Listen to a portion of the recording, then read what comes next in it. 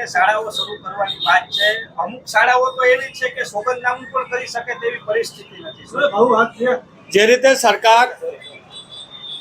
શિક્ષણ જગતના માફિયાઓના પ્રેશરમાં આવી ગઈ છે અને સરકાર ત્યારે જ પ્રેશરમાં આવે કે જ્યારે આપણે ભૂતકાળમાં પણ જોયું છે કે શિક્ષણ માફિયાઓ પાસેથી ફંડ ફાળાઓ જે રીતે સરકારે ઉઘરાવેલા છે, ત્યારે ગઈકાલથી સરકાર ક્યાંક ને ક્યાંક બીજા રસ્તાઓ કાઢવામાં પડી છે કે ભાઈ સોગંદનામું આપી દે સ્કૂલના માલિકો,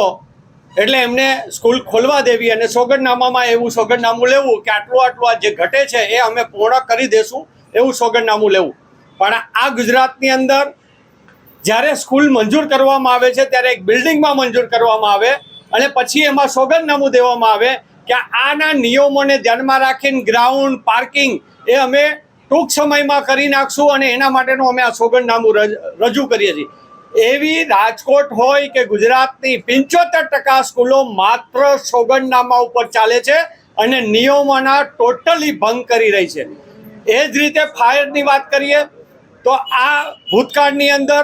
જ્યારે કોવિડ વખતે જે સિવ હોસ્પિટલ સળગી અને એ સમયની અંદર પણ જે સ્કૂલોની અંદર ડૂમ ઊભા કરવામાં આવ્યા હતા અને એને તાત્કાલિક હટાવી લેવા એવી જાહેરાત થઈ હતી અને ત્યારે પણ સોગંદનામા લેવામાં આવ્યા હતા અને સ્કૂલવાળાઓએ સોગંદનામા રજૂ કર્યા હતા કે ભાઈ અમે આ ડૂમ હટાવી દેશું, પણ હજી સુધી હટાવવામાં નથી આવ્યા. પણ આવડો મોટો બનાવ બની ગયો હોય અને ગુજરાતની અંદર બીજા પણ અગ્નિના બનાવો બન્યા છતાં આ સરકાર ફરીથી એક હથિયાર આપી રહી છે સોગંદનામાનું કે તમે સોગંદનામું આપી દો કે તમે ફાયર સેફટીના સાધનો, તમે નિયમ મુજબ જે બાંધકામો નથી કર્યા, ગેરકાયદેસર બાંધકામો કર્યા છે, પાર્કિંગ ખાઈ ગયા છો, જ્યાં તમારી પાસે ગ્રાઉન્ડ નથી, છતાં પણ તમે સોગંદનામું આપી દો એટલે તમારી સ્કૂલ શાળાઓ ચલાવવા માટેનું એક લાયસન્સ દઈ દેવાની જે સરકારની પદ્ધતિ છે તે વ્યાજબી પદ્ધતિ નથી. ફરીથી બાળકોને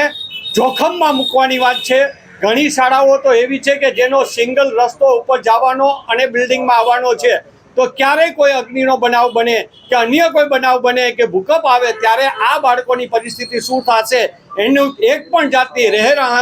રાખતા ન હોય અને સરકાર માત્ર ને માત્ર શિક્ષણ માફિયાઓની સાથે હોય તેવું બહુ સ્પષ્ટ થઈ રહ્યું છે. શું કહેશો મહેશભાઈ, તાજેતરમાં જે રીતના વાત આવી હતી કે રાજકોટના પદાધિકારીઓ એટલા માટે સરકારને શરણે ગયા હતા? કારણ કે જ્યારે તમે આ સરકારને આ શિક્ષણ માફિયાઓ પહેલેથી જ્યારે સ્કૂલનું પરમિશન લે છે ત્યારથી જ સોગંદનામા ઉપર ગેરકાયદેસર વહીવટો ચલાવતા હોય એટલે બેફામ સરકારને નાણાંઓ અને ફંડ ફાળાઓ આપતા હોય પાર્ટીને, ત્યારે